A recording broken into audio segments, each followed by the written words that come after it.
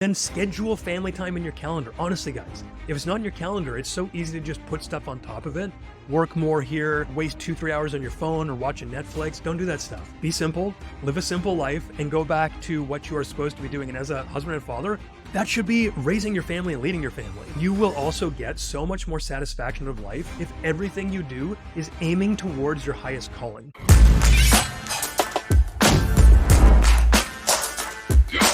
Welcome back to the Dad.Work Podcast. This is Curt Storring, your host and the founder of Dad.Work. Guys, first of all, thank you for listening. It's been a massive blessing to me to be able to do this every single week because of you listening, because of your support, because you want to become a much better father, a much better husband, because you know, like me, that this is the most important work you can do and you're not willing to settle. And I know that for me and for a lot of you guys listening, you never really had that role model growing up. So that's what we're trying to do here. We're trying to navigate how to become that elite family leader when you probably never had that model to you before. So let's try and do that here.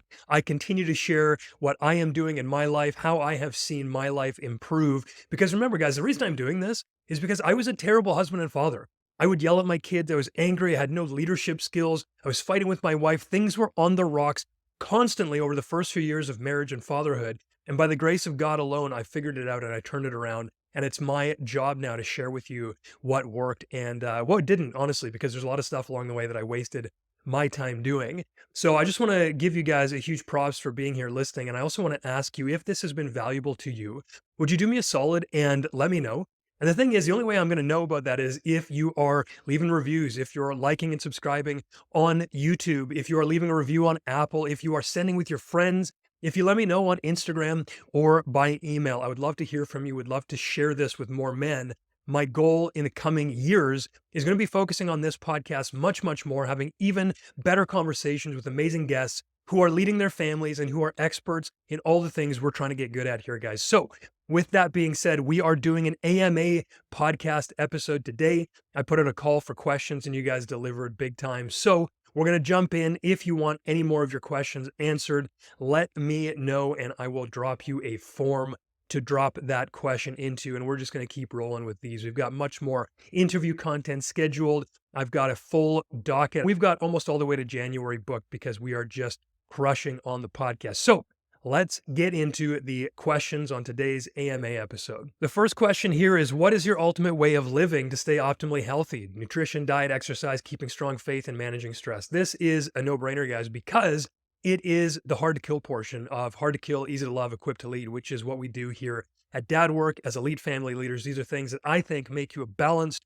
mature, masculine leader in your household. And so being able to be healthy is a huge part of that. Now, I've gone through a journey in the last couple of years with health and fitness and all that kind of stuff. And I'm going to give you what works for me now and probably go over a little bit of what didn't work for me over the last little while. So for me, generally, the basics have to be in place every single day. If you're not exercising and eating intentionally, at the very least, every single day, you're leaving a lot on the table. Not just because we need to be jacked, we need to be super strong, we need to be, ripped all the time, but because this is going to make you feel better, not only in your day-to-day as you get up and as you feel ready and fired up to go every single day, but because your mental game is going to be so much stronger when your physical game isn't bringing you down. It's also a very important thing to do so that you're providing a great pathway for your kids to follow when they're looking at you. What does it mean to be a man? Who should I be trying to become as I grow up? Do I want to be the guy who's sick and overweight and can't run and can't play with me and was tired all the time?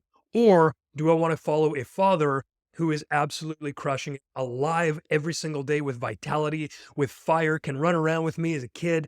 That's who I think we need to be. Now, I think there are a couple of ditches we can fall into here. One is idolizing fitness, including going all in at the expense of everything else.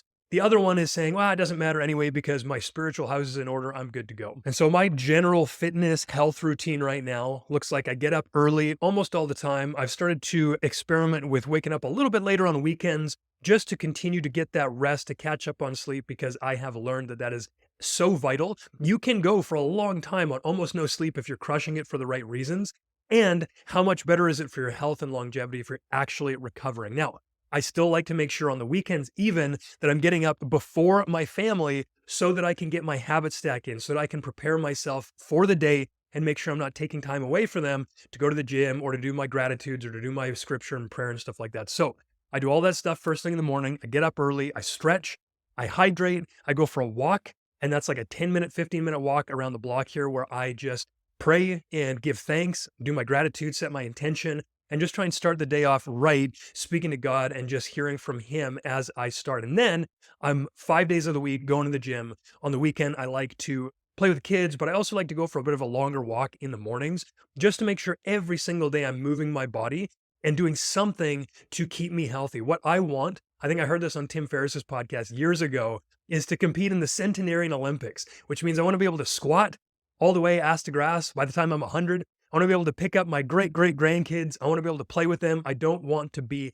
an invalid, basically. And even the basic stretching and some mobility work, as well as lifting weights, because muscle mass is a big indicator of longevity. I want to do all those things so that I can be healthy and have a long health span, not just a long lifespan. So that's generally what my framework is. Now, in that, I'm going to the gym. I am currently working with a strength and conditioning coach, and that is just lifting, it's plyometrics, it's sprints and stuff like that. That feels great to me. It keeps me feeling good. It makes me feel as though I'm moving forward. Nutrition, I am eating whole foods 95% of the time.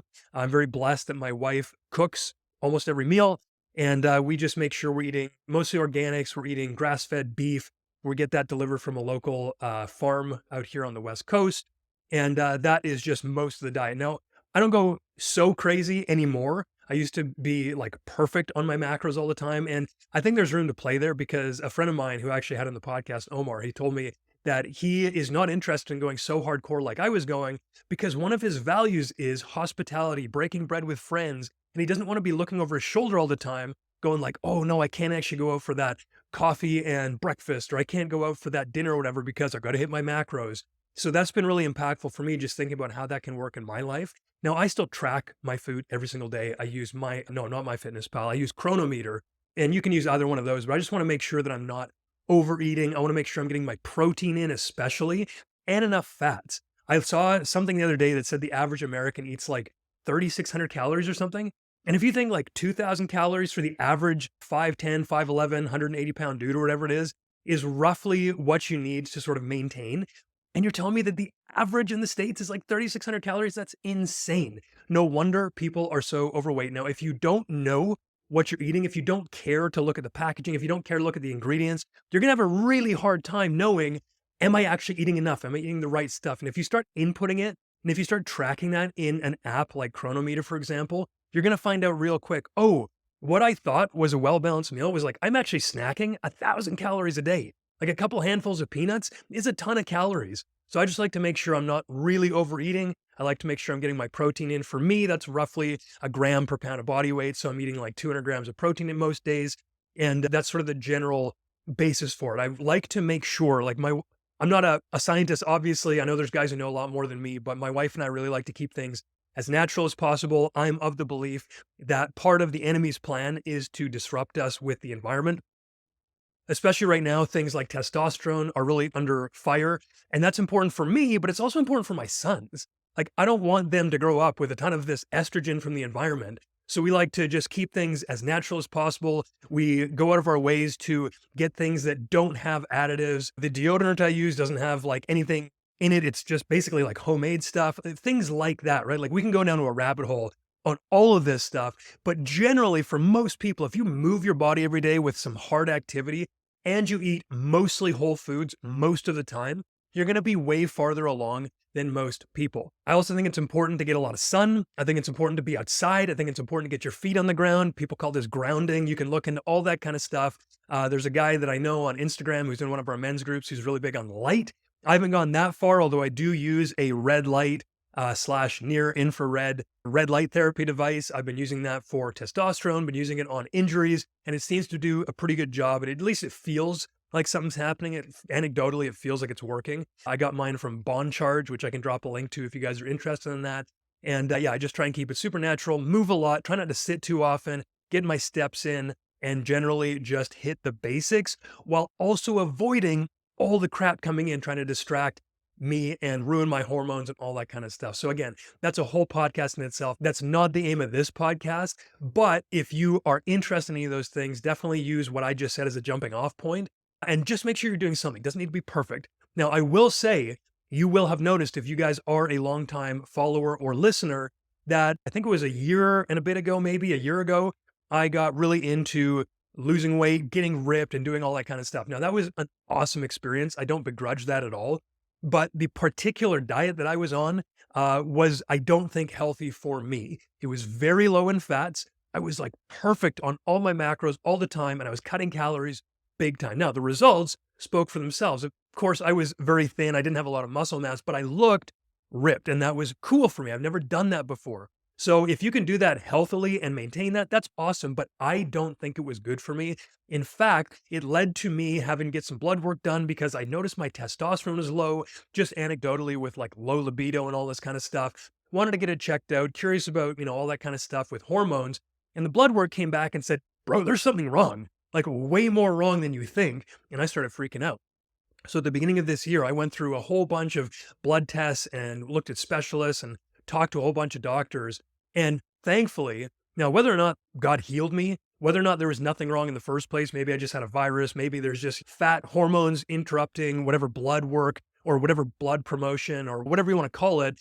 I don't know what it was, but over the course of 3 or 4 months, I really thought I was on the verge of like near death. And I haven't shared too much about that, but it was extremely scary. I see it now as God really using that to bring me nearer to Him. Because in that, I had to accept mortality. I had to wonder if God was good.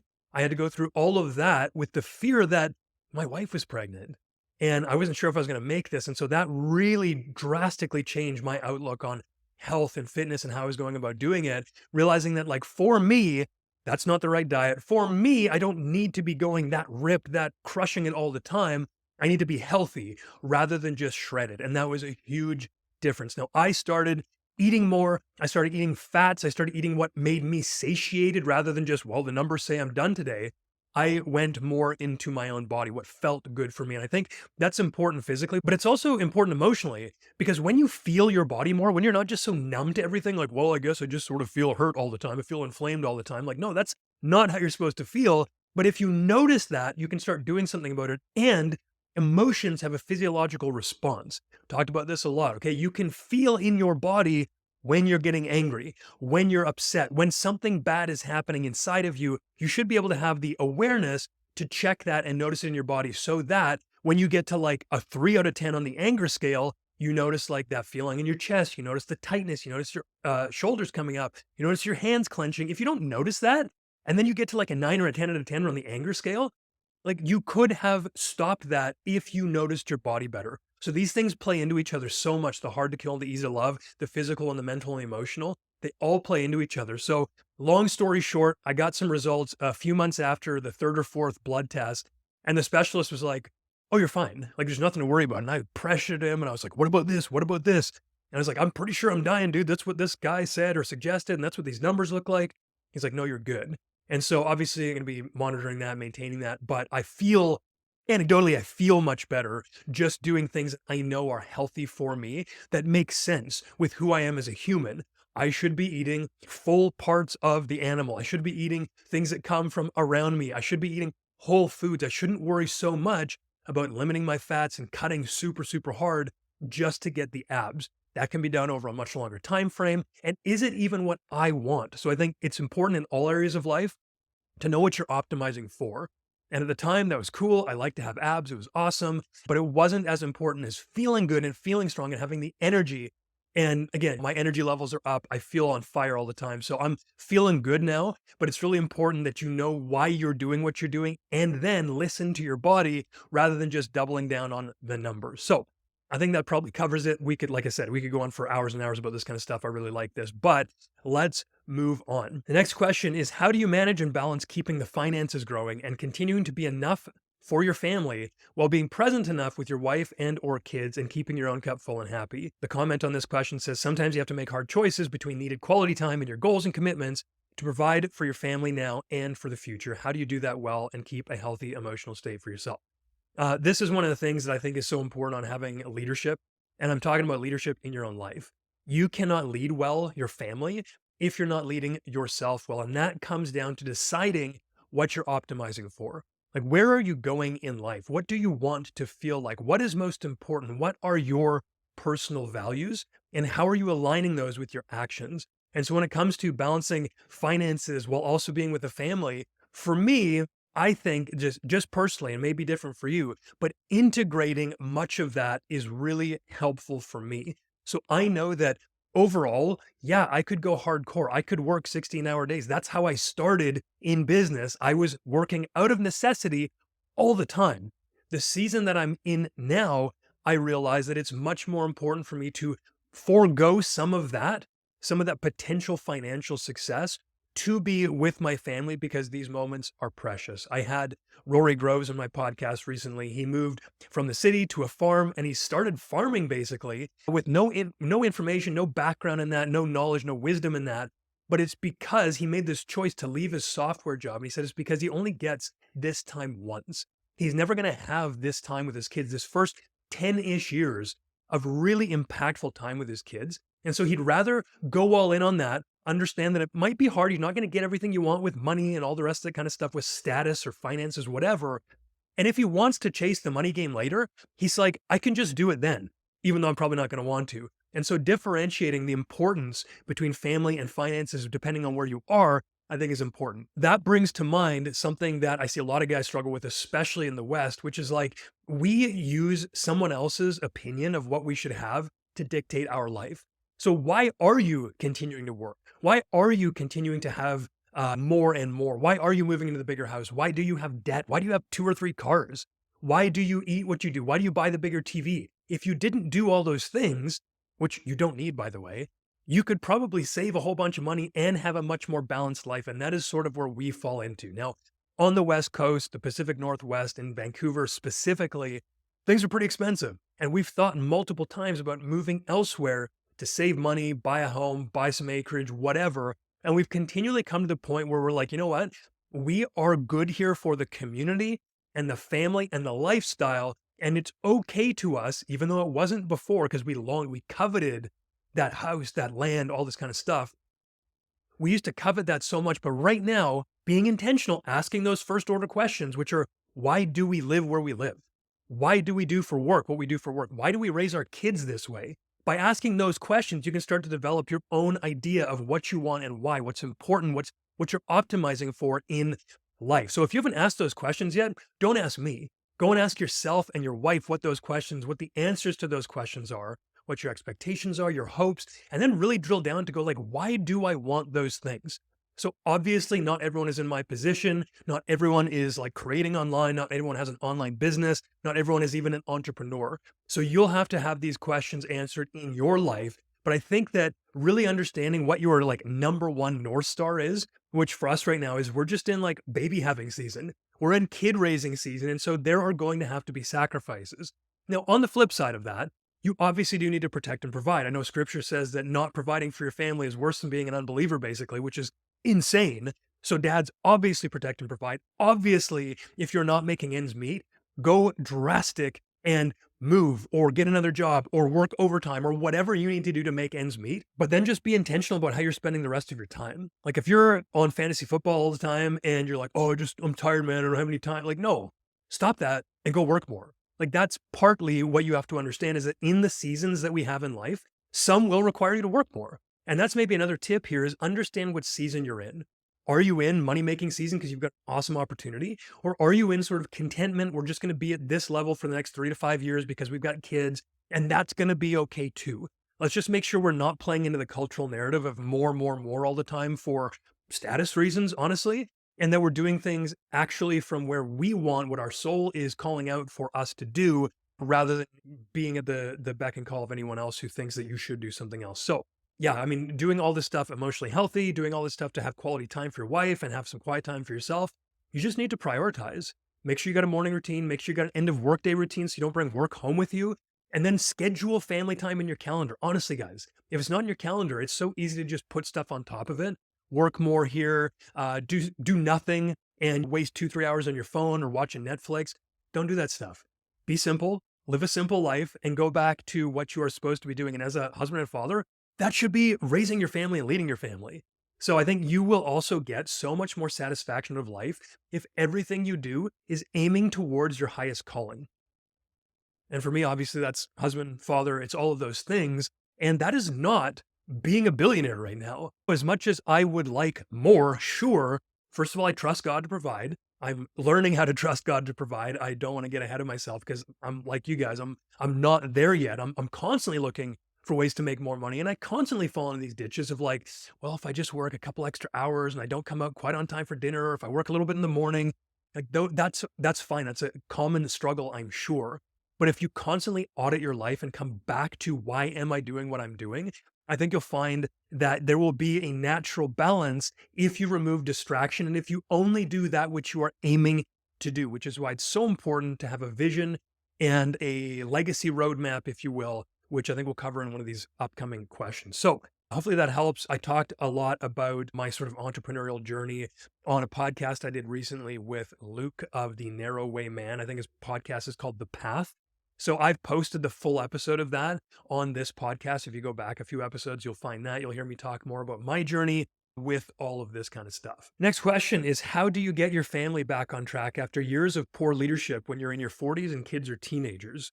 46, haven't led my family intentionally. Daughter's disrespectful, son is passive. They're both in high school. So first of all, understand I'm not there yet. So I would look for someone who has been there, who can provide actual information from wisdom, lived experience that will be able to help you here. Yet, I think there are probably some basic foundational things that are going to be true here. And I'm only going to give a very brief overview just because, like I said, I'm not there yet. But in working with the guys I work with and in generally thinking about fatherhood at sort of a foundational level, the only thing you can do right now is start and repent.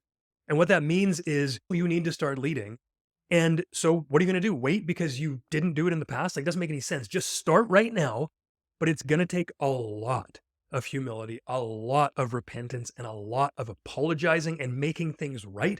And I don't mean grovel. I don't mean don't accept forgiveness. I mean, look back, forgive yourself, acknowledge the fact that you do want to lead now, which is wonderful, by the way, because how many guys get to your point and don't do anything because they're like, either they don't even notice or they think it's too late. So number one, give yourself that grace and then start today. Now, what might that look like? Go and apologize to your children for the way that you've acted so far and explain a little bit to them. If they're teenagers, they're going to have a little bit more understanding than sort of young kids like I've got, sort of under that 11-year-old mark. But I think they'll be able to understand more if you just go out there and apologize. You can ask them for their forgiveness for anything that may have caused them harm or pain or disconnect. You can name some of those things like not showing up, not being emotionally available, not seeing them for who they are, not supporting them, not providing boundaries. Let them know that things are hard and the boundaries that you want to set might be hard, but that you're willing to be gracious and merciful and train them along with yourself as you go, but that your core driving need and value right now is to connect with them so that they can have a better life than you had. You probably didn't get this from your father, and that sucks. And also, it's still your responsibility to do something about it. So go into it with massive humility, ask for their forgiveness, make sure you're acting in a way that shows that you truly are repenting and turning towards the right way.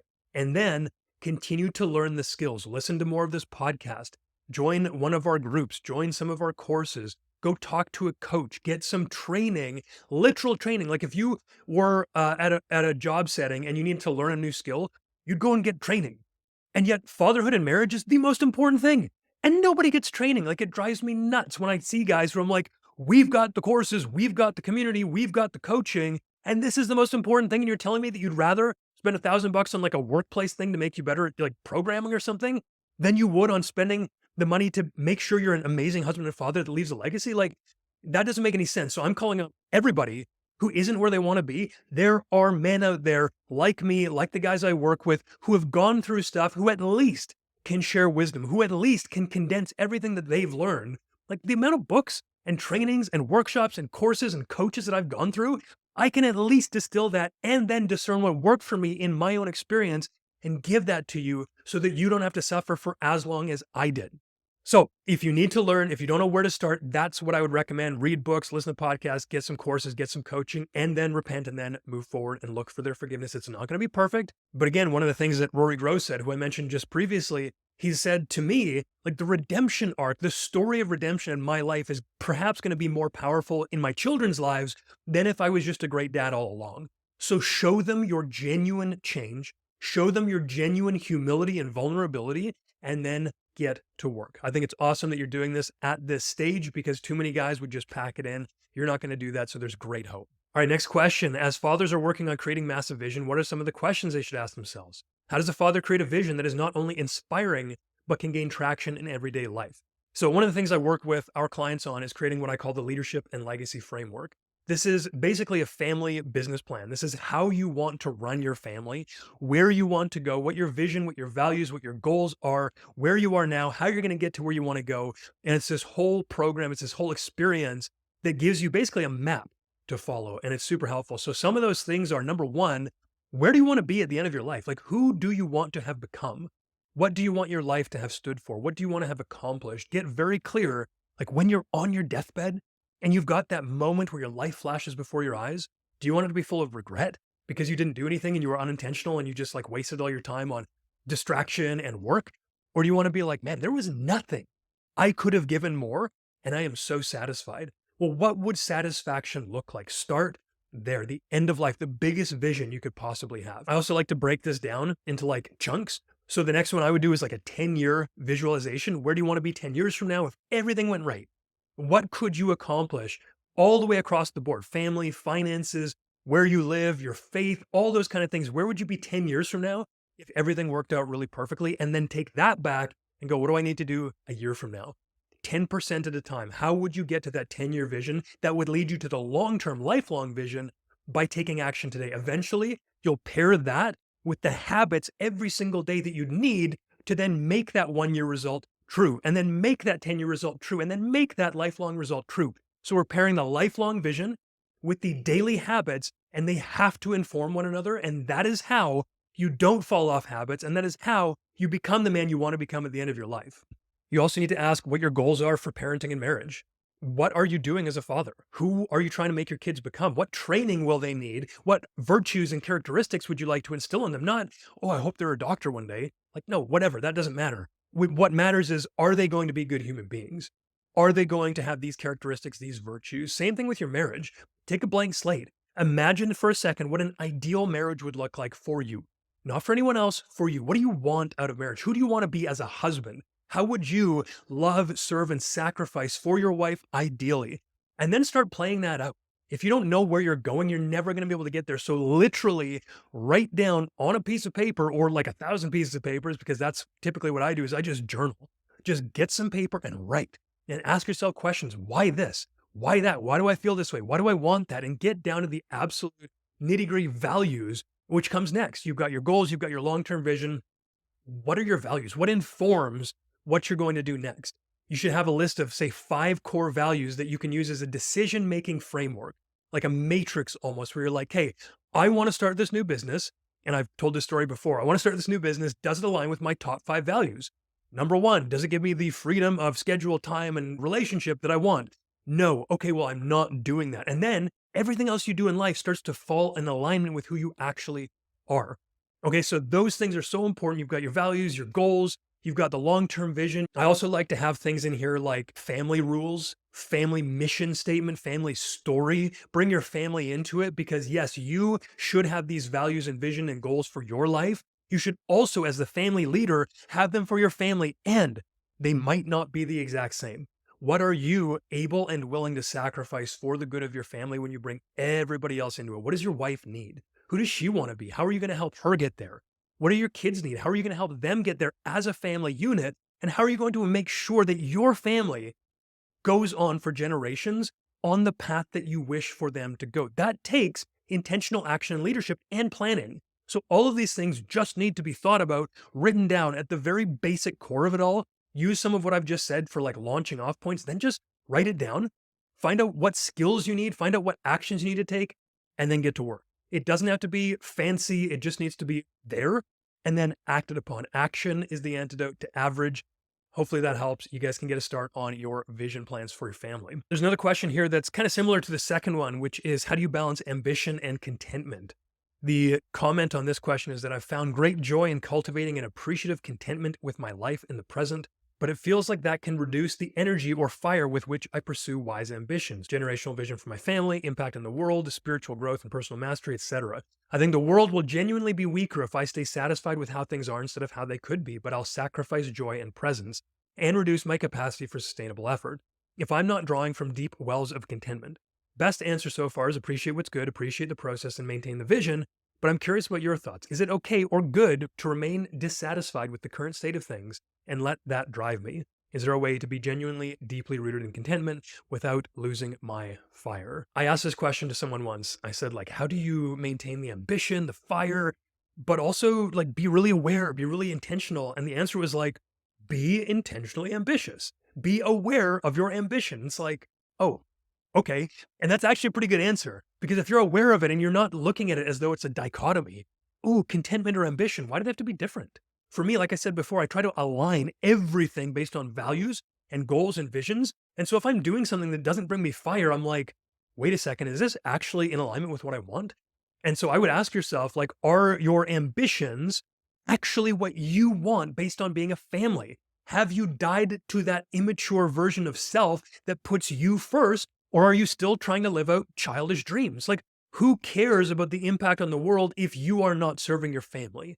I think that it would be great if you had an impact on the world, but not at the expense of your family. Our families, our wife and kids, are like our most direct disciples. If we're not leading them to Jesus, if we're not leading them in the path that they should go, then who cares what we do with the world? And I think about that a lot. Like, I'm obviously doing the work I'm doing in the so-called public spotlight. I got to make sure that everything I'm doing at home is aligned. Otherwise, I'm going to be a fake. So how do I not be a fake by showing up? Well, it's by doing the things I know I need to do and pulling back from showing it by actually doing it. If I help all of you guys change your family's lives and my family's suffering in the background, that doesn't make any sense. I don't care about that. I will sooner turn off Instagram, podcast, email, everything if my family is suffering because I'm not putting my energy where it needs to go. So again, guys, it's all about this prioritization. Ask yourself for everything, what am I optimizing for here? If it is not family, you're probably doing it wrong. Okay, a lot of us still have these selfish, immature, childish ambitions that we want to do this, we want to have this. You cannot have it all. Okay, that is one of the things that Western society has told us is, hey, you can have everything you want. Be whoever you want, choose whatever you want, do whatever you want. If you don't, well then like you got an old ball and chain, or the family is not conducive to independence, which is the highest virtue. That's bunk. You are going to be so much more content. You are going to be so much better as a man by the end of your life, but also every single day if you put other people first. How much can you serve? And that starts with family because that is who you are responsible to in this life. You made the commitment to your wife. You ought to be loving her like Christ loved the church, which is sacrificial to the point of death. That is what you selected when you married her. Your kids did not ask to be born. And so you are then responsible to raise them up in the way that they should go. If you suffer on those things, you're doing it wrong. So again, it doesn't make it bad that you've got ambition. I think men have a drive to create and do more and do new things and adventure and go out into the world and do amazing things. But if it's just because like, oh, I want to feel important, then go feel important at home. Because if you don't feel important at home, you're doing something wrong in the first place. So try to balance those things by just aligning everything you do with your values, with all that work I just talked about. And then, yeah, man, if you're ambitious, great, but bring your family along with you and make sure that you know what season you're in and make sure you know intentionally what choices you're making so that you're not just going out there to make yourself feel puffed up, feel good, feel prideful, feel arrogant. The last thing I want to say on this is so many of us seek glory in the world because we were never affirmed by our fathers. And that's something that is tragic. That is why doing this work, it's so hard because it's a double-edged sword. We see, oh, our fathers didn't actually give us the stuff we need. And so we're trying to fill this father-sized hole with money, with fame, with being, slapped on the back by other people saying, hey, good job. We're looking for that good job. We're looking for the affirmation, the love and the identity of the father. And then we also see if we don't do that to our kids are going to have the exact same thing. We can see it happening when we fail. And so for anyone out there listening who didn't get that affirmation from the father, who is looking at porn or sex or drugs or workaholism or fitness or whatever to fill that father-sized hole in your heart that you can probably feel if I point it out, the only way that that gets filled is by finding a perfect father who can do that. And that's going to be God the Father through Jesus Christ. So if you don't know Jesus, that's the only way you're ever going to get that father-sized hole filled. Trust me, I've looked everywhere. I've tried it myself. I've tried to be that father figure for myself. And yeah, you can do a whole bunch of stuff to make yourself feel better. You can become internally referenced. But unless you know that the creator of the universe loves you and created you the exact way you are and will never forsake you and cannot be taken, the love cannot be taken from you between death or this life or demons or whatever. Like there's so much that goes into this. You'll never fill that hole. So if this ambition is coming from a lack, you got to fill that lack. And the only way to do that is through Christ. So I would encourage you to do that. If you have any questions, obviously ask me. I'd be happy to help with the tiny amount of stuff I know, just because this is my own story as well. So hopefully that answers some of it. And we're going to move on to the next question, which is, as an executor and someone who likes to get things done, for men who's been in that lone wolf identity, what are the challenges that you faced stepping into fatherhood? How do you think about the next 12 to 24 months of your life? All right. It's almost like there's a couple questions in there. The lone wolf identity, stepping into fatherhood, you cannot be a lone wolf. Like lone wolves die. I don't know if you've ever read about what happens to lone wolves in reality, but they don't take down big game. They don't thrive. They're not going to do very well because they're alone, and wolves have to operate in a pack. And it's much like men. Fathers especially need brothers. They don't need bros. They don't need someone to like watch the game with and drink a beer with. They need brothers who can see them, who can hear them, who can support them and love them and challenge them.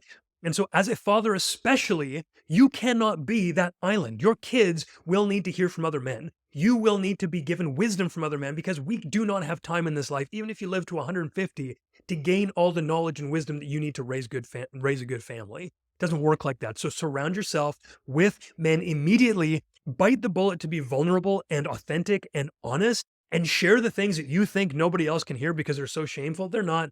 People are not as unique as you think. Your story is not super special. I don't say that disparagingly.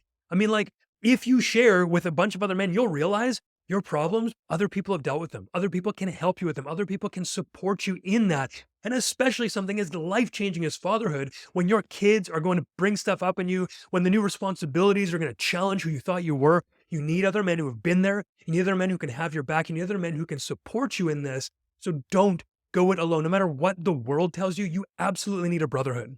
So join a community, join a men's group, get a mentor, do something to do that. And when you're getting stuff done, yeah, you want to put everything else first. Sometimes it can be hard to just sit and be with the family and do nothing, quote unquote. You're not actually doing nothing. You're literally doing the most important thing, but it can feel like nothing because you're not working. Okay, so that was a challenge for me, is how do I do the next thing? Okay, I felt this feeling. I'm doing this work. Now what? How do I do it? Even like trusting God, I'm like, okay, God, your timing. Now what do I do? It's like, oh, just rest. Like, well, I can't. Like, what do I do though? No, you just rest. So there's a lot of that action that you will have to take for the right reasons. We've talked a lot about that on this episode already, but you're also going to need to learn how to like chill out and be with your family, because they need your presence. They need you to be there with them and for them. They need you to see them and love them and take them along this journey as the leader that they can trust and feel safe with. That safety piece is huge. And if you're constantly a go-getter who can't slow down at all, you're not going to develop that psychological, emotional, spiritual safety for them. So there's a ton of challenges stepping into fatherhood. Obviously, a lot of us also don't know what to do because we never got taught that. I've already talked about that. Get a mentor, read some books, take some courses, hire a coach, listen to podcasts. There's a lot of stuff you can do. Now, the second question of that, how do I think about the next 12 to 24 months of my life? Well, it's mostly baby having season. It's child rearing season. It is solidifying everything season. It is continuing to develop my relationship with God season.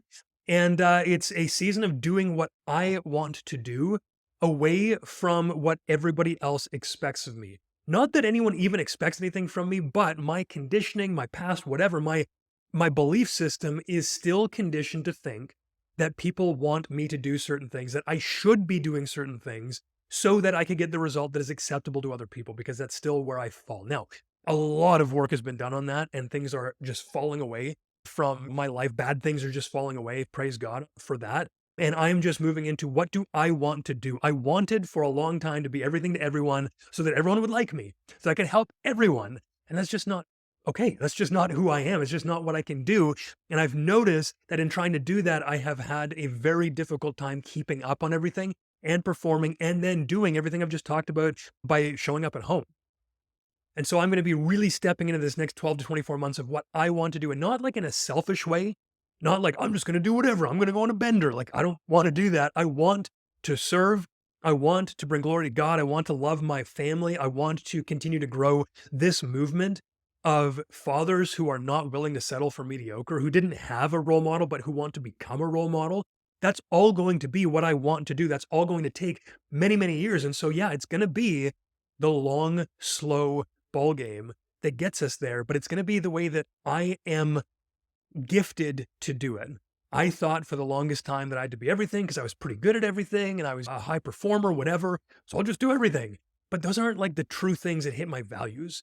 And what if I just operated inside of my values? What if I just did what I wanted to do? And what if I gave up the earning potential of doing what everyone else says is the right thing by just doing what I want?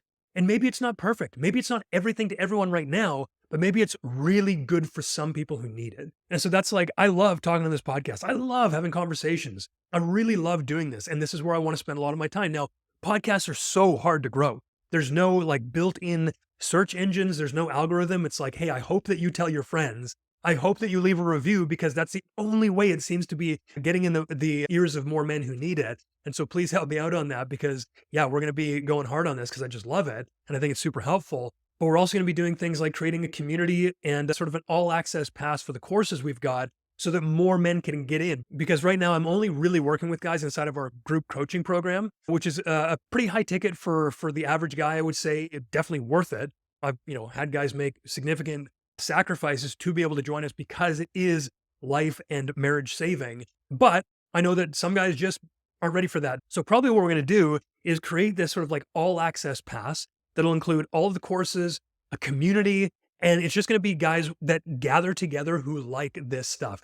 Guys who buy into what we're doing at Dad Work, guys who want to be like epic multi-generational family leaders who are doing their best, but probably never had, again, that role model, that father figure to teach them how. So through the collective wisdom of everyone, I think it's going to be an incredible community.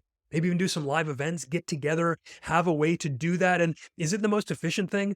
Is it the most profitable thing? No, but it's what I want to do. I want to spend my time there. I want to develop relationships. I want you guys to develop relationships with each other because I know what a brotherhood can do. I know what like a group of men can do, what fellowship can do. It is absolutely life-changing. And so my big vision here, my ultimate vision is basically like everybody in the Western world, English-speaking world knows what dad work is if they're a father. In the same way that they're like, oh, of course I've read What to Expect When You're Expecting. Like whatever the book is that everyone read, right? I want all the dads to be like, of course I took a dad work course. Like, duh, everyone does. But that's super long term, right? So in that next year or two, I want to start laying the groundwork for that so that we get this really natural flow of guys who are like, hey, there's 4 or 5 of us in Vancouver. Let's meet up. Hey, there's like 10 of us in New York. Let's meet up. Hey, we're going to come and have like a once a year meetup with all of our families. Or we're going to have like a once a year weekend where the dads get together and brainstorm and plan for the next year and just get edified by speakers and time together. So anyway, I'm just riffing now on what I'm looking at in the next year or two, but we're going to spend a lot of time raising our kids. They're going to be, let's see, over the next year. Right now they're 10, 8, 3, and 7 months. So this is like a pivotal time in all of their lives for all different reasons. And that's what we're going to be focusing on. We're going to come up on our 12th year anniversary in a few months here. So focusing on that as well and just really building the local community for us has taken a long time, but it is starting to bear fruit, and that's a beautiful thing. So anyway, that's me in the next 12, 24 months. Last question I think we'll get into here, which is my wife and I don't share the same interests. This is tough to balance. We love each other and love spending time together. She's so gentle, peaceful, caring. I'm an adrenaline guy, love the outdoors, high energy stuff. She hates when I want to go away backcountry camping or hunting. She much prefers hanging around the house while I have a deep, deep need to be outside, interacting with other people and interfacing with the world. We enjoy how we balance each other out and provide opposite perspectives, but also the differences in joy seeking is a sticky point. So this is something that I think you're going to have to work out with your wife, and it's going to take conversations, obviously. I think that if you're doing this right, you're probably being respectful. You're like, hey, babe, it's really important to me to do this. I'm going to need X amount of times to go out. I know that you don't love that, so let's make sure we have X amount of times to stay in. And together, this is going to be the best, because if I don't go out, I will perform worse. And I'll do my best not to do that, but I just know in my heart and my soul, I've got to be outside. I've got to be interacting. So if you don't want to come, that's totally okay. We'll make sure that this works, and I'm not going to take away from the family as much as possible. And yet, I need those couple of recharges. I need my soul to be filled up throughout the year so that I can actually perform better when I'm at home. So yes, it might seem like a sacrifice if I'm gone for like a couple days or a week sometimes, But actually, if you look at the long-term perspective over the course of a year in our lifetime, we're gonna have a way better marriage and family if I can make sure that I get my soul filled that way. Now, of course, I understand, honey, that you want to be connected with me. You want to stay and you want to do those things and really connect again. That's awesome. We're going to do that as often as possible. And those are my expectations. Could you, honey, share what your expectations are here? How can we work together? Because if she's saying, like, well, you can just never go out. Okay, well, is that a reasonable expectation? I would say no. And so what are you going to do about that? Are you going to be like, okay, honey, well, I'm just going to do that. And then you're going to get angry. You're going to get resentful. It'll drive you apart. You're the leader. You get to decide what the actual outcome here is. So be respectful, have the conversation, ask for each other's expectations, explain why it is so important to you, ask why it is so important to her that she has her viewpoints, and then come to a decision based on like a mutual understanding. This is one of those ones where I would just lay it all out. And if it is a sticky point, then I think that you're just not in agreement here. And that's okay, but it's time to put in the work to get to that agreement. Now, if you are completely unable and unwilling to get to an agreement, that points to a deeper issue. Either one of you guys has an expectation that is unreasonable, you have an unset assumption about what marriage should be or what the roles in marriage should be, and you've got to hash that out. At the end of the day, if you are not willing to sacrifice some for your wife, then yeah, you got to look at yourself. But if your wife is also not willing to make some sacrifices for you, I would say that's not a well-ordered marriage, and you're going to have to both do some work to figure out how to get on the same page. It's going to be potentially messy. It's going to be uncomfortable. You've got to learn how to rock the boat while maintaining respect and service and sacrifice and love. But yeah, I think the difference here is that if she hated going with you, that would be one thing. But the fact that she hates that you go, I would poke on that a little bit and be like, where are you getting caught here? What does it feel like to you when I go away? How can we get on the same page here? What are you expecting here? Why are you frustrated when I go away? And again, like if you're going away all the time, then yeah, check yourself. But if she's like, oh no, you can't go away even once, then gotta have those hard conversations. You gotta lead and be like, I am gonna go away, and it's gonna be the most accessible time. It's gonna be the time that is least impactful for you so that I don't, screw up the family. But I do need to go. And with enough lead time, I'd like to make sure we work together to set this up for success. So then you make sure you go out of your way to set her up for success. So basically, I'd open up the lines of communication. I'd try to get on the same page in terms of the expectations, the assumptions, and just understand that it's okay that you guys are different. It's okay that you have different ways of communicating and experiencing joy, and that you should both sacrifice to serve one another in this as long as it's not to the detriment of the family as a whole. And that includes resentment. So if you're like, okay, well, I'm just going to sacrifice because she doesn't want me to do this, but then you like get upset about it, that's not good for the family. So make the choice like that. So that's how I would at least think about that. And again, have that conversation, just navigate through that, and just don't let it fester. Don't let it sit. Don't let it go unanswered. Just keep going for it until you guys come to an agreement that you both understand. All right, we got a lot more questions, so I'll do another Q&A episode in a while in between some of these interviews. But if you guys have listened to here, I appreciate you. I hope that was valuable for the time that you spent listening. I know that you could be listening to many other podcasts, and I truly appreciate that you guys are here. So again, if you want to be supportive of this work, if you want to support the Dad.Work movement, if you want to be sort of on the ground floor, would you please leave a review wherever you're listening? Would you follow and subscribe wherever you're listening? And if there's something in here that you think would help someone that you know, or you have a group of people that you could share this with, would you consider doing that for me so that we can get this into the ears of more men? If it's been benefiting you, if you think that even just if we don't even have the right answers, but we have the right convictions, would you just share that so that we can all grow together? This is going to be something that I cannot do alone. This is something that I want all of your support. And this is something that I want the world to see and to push back against what's happening. Fathers have become so weak. And that is not our fault for the most part. And yet it is our responsibility to do something about that. We've got to push back against a culture that is discipling our children into evil. And if you're not willing to step up and do that as a father, who's going to? And I think it's just so tragic that we see people not knowing what to do or how to do it. And so they're letting their kids be, again, discipled by school, by classmates, by culture. And they're coming back with identity issues. Like a child who knows their identity through their father and hopefully through Christ will not have issues wondering who they are, who they're meant to be. So that is our role here. Let's do this together. Let's continue to grow this thing together. And I appreciate you guys. Let me know if I can do anything else for you. Follow along, Dad.Work.Curt on Instagram. If you're not on our email list, I've been sending weekly newsletters. You can sign up at dad.work/challenge. That is our 10-day Elite Dad Challenge. Not only will you get signed up for the newsletter, but I'll send you 10 days of emails that will go into exactly how I think you can become a better man, husband, and father in just 10 days. All right, guys, thanks for listening. That's it for now. Enjoy the rest of your week. Peace.